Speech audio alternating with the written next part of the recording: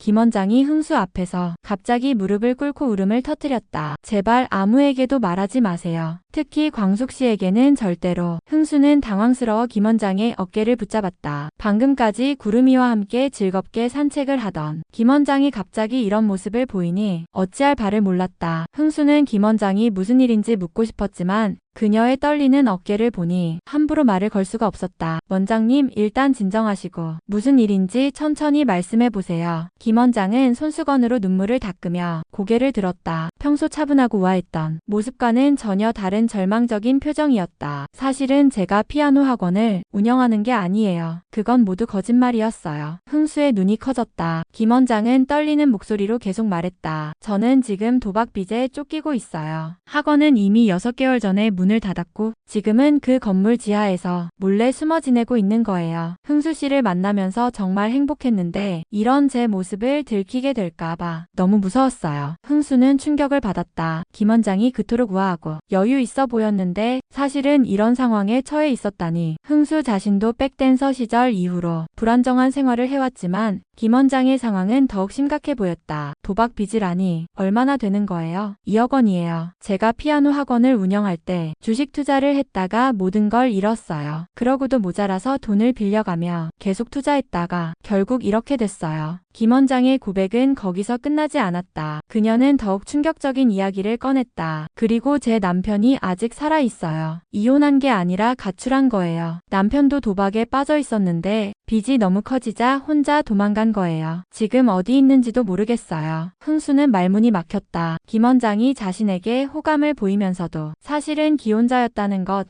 그리고 그 모든 게 거짓말 위에 세워진 관계였다는 것을 깨달았다. 흥수의 가슴속에서는 분노와 실망, 그리고 동정심이 복잡하게 얽혔다. 그럼 저한테 접근한 것도 처음에는 그랬어요. 흥수 씨가 독수리술도가 사람이라는 걸 알고 혹시 도움을 받을 수 있을까 해서. 하지만 점점 진짜로 좋아하게 됐어요. 흥수 씨의 순수하고 밝은 모습을 보면서 제가 잃어버린 걸 다시 찾은 것 같았어요. 흥수는 복잡한 심정이었다. 김 원장의 사정을 들으니 불쌍하기도 했지만 자신이 이용당했다는 생각에 마음이 아팠다. 그동안 김 원장에게 느꼈던 설렘과 호감이 순식간에 무너져 내리는 것 같았다. 이때 독수리술도가에서는 또 다른 폭탄이 터지고 있었다. 오천수가 고시원에서 급하게 전화를 걸어왔다. 형수님, 큰일 났어요. 제가 증권회사에서 잘린 이유 사실은 횡령 혐의 때문이었어요. 그런데 지금 검찰에서 연락이 왔어요. 내일까지 출석하라고. 마광숙은 전화를 받으며 얼굴이 창백해졌다. 오천수의 목소리 에서 절망감이 느껴졌다. 형수님, 저 정말 횡령 안 했어요. 누군가 저에게 덮어씌운 거예요. 하지만 증거가 부족해서 정말 억울해요. 마광숙은 머리가 복잡해졌다. 오천수가 정말 결백하다면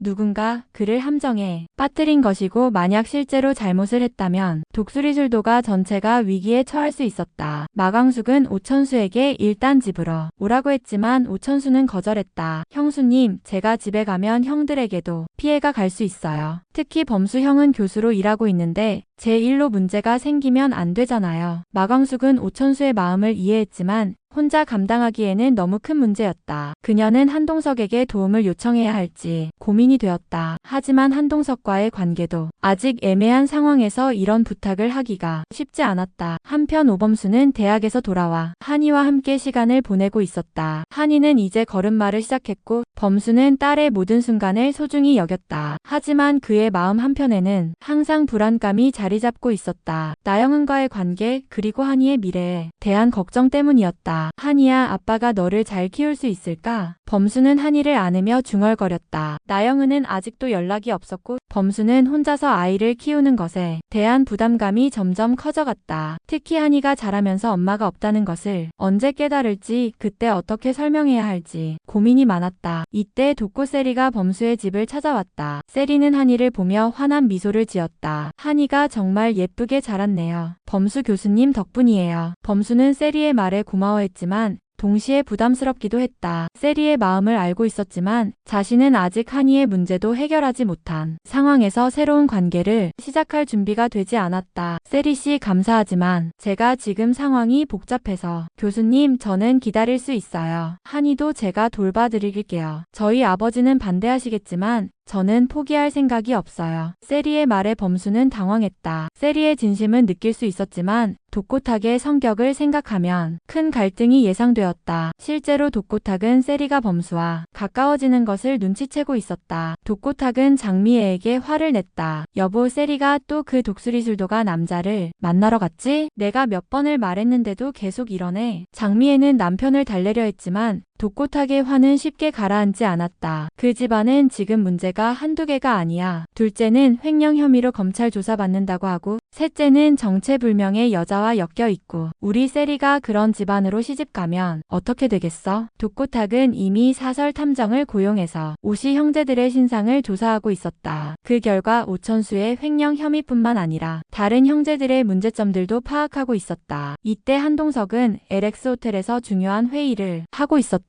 호텔 투자와 관련된 큰 거래가 성사될 예정이었는데 갑자기 문제가 생겼다. 회장님, 투자자 측에서 계약을 철회하겠다고 연락이 왔습니다. 이유는 독수리술도가와의 관련성 때문이라고 합니다. 한동석은 당황했다. 투자자들이 자신과 마광숙의 관계를 문제 삼고 있다는 것이었다. 특히 오천수의 횡령 혐의가 알려지면서 독수리술도가 전체가 문제 집안으로 낙인 찍히고 있었다. 그들이 구체적으로 뭐라고 했습니까? 독수리술도가가 범죄 집안이고 회장님께서 그런 집안과 관련을 맺는 것이 호텔 이미지에 악영향을 줄 수 있다고 했습니다. 한동석은 분노했다. 마광숙과 그 가족들을 그런 식으로 매도하는 것이 용납되지 않았다. 하지만 동시에 현실적인 문제도 고려해야 했다. 이 투자가 무산되면 호텔 확장 계획에 차질이 생길 수 있었다. 오강수는 부대에서 제대 준비를 하며 복잡한 심정이었다. 고막 손상으로 인한 의병 제대였지만 그보다 더 큰 고민이 있었다. 부대에서 만난 한결과의 관계 때문이었다. 한결은 한동석의 아들이었고 강수는 한결을 통해 한동석과 마광숙의 관계에 대해 알게 되었다. 강수중이 우리 아버지가 광숙 씨를 정말 좋아하시는 것 같아요. 아버지가 이렇게 누군가에게 관심을 보이는 건 엄마 돌아가신 후 처음이에요. 한결의 말을 들으며 강수는 마음이 복잡해졌다. 형수님인 마광숙이 행복해지는 것은 좋지만 한동석이 과연 형수님께 어울리는 사람인지 의구심이 들었다. 이런 가운데 마광숙은 독수리술도가에서 혼자 고민에 빠져 있었다. 오천수의 문제,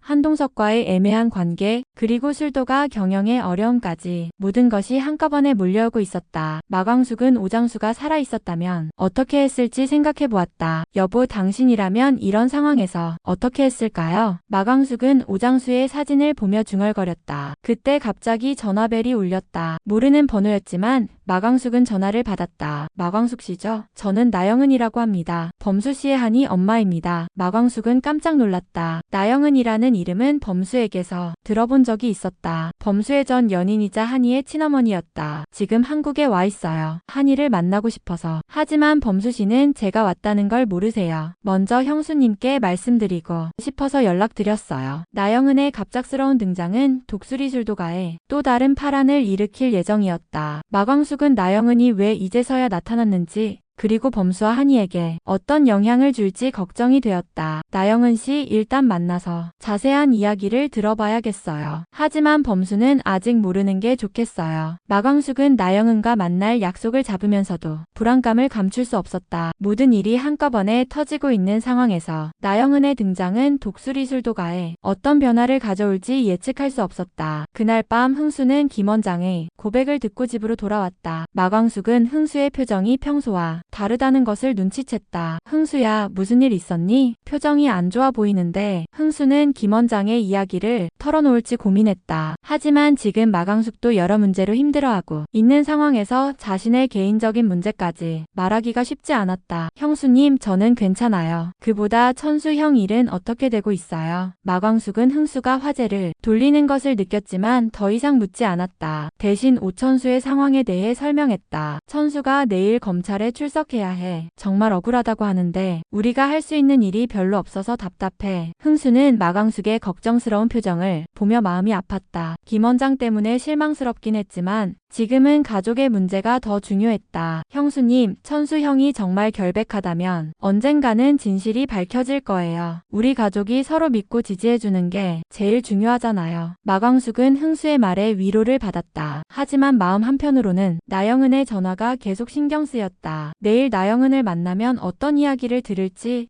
그리고 그것이 범수와 한이에게 어떤 영향을 줄지 걱정이었다. 한편 한동석은 호텔에서 늦은 시간까지 일을 하며 고민에 빠져 있었다. 투자자들의 요구를 받아들이면 마광숙과의 관계를 정리해야 할 수도 있었다. 하지만 마광숙을 포기한다는 것은 생각만 해도 가슴이 아팠다. 과연 사업과 사랑 중에서 무엇을 선택해야 할까? 한동석의 고민은 깊어만 갔다. 그리고 그는 아직 모르고 있었다. 내일 나영은의 등장이 모든 것을 더욱 복잡하게 만들 것이라는 사실을 말이다. 다음날 아침 마광숙은 나영은과의 만남을 위해 집을 나서려는데 갑자기 범수가 급하게 달려왔다. 형수님, 큰일 났어요. 한이가 갑자기 고열이 나서 병원에 입원했어요. 마광숙의 얼굴이 창백해졌다. 한이의 응급 상황과 나영은과의 약속이 겹치면서 어떻게 해야 할지 막막했다. 하지만 더 큰 문제는 나영은이 이미 한국에 와 있다는 사실을 범수가 모른다는 것이었다. 과연 나영은은 왜 이 시점에 나타난 것일까? 그리고 한이의 갑작스러운 병은 단순한 우연일까?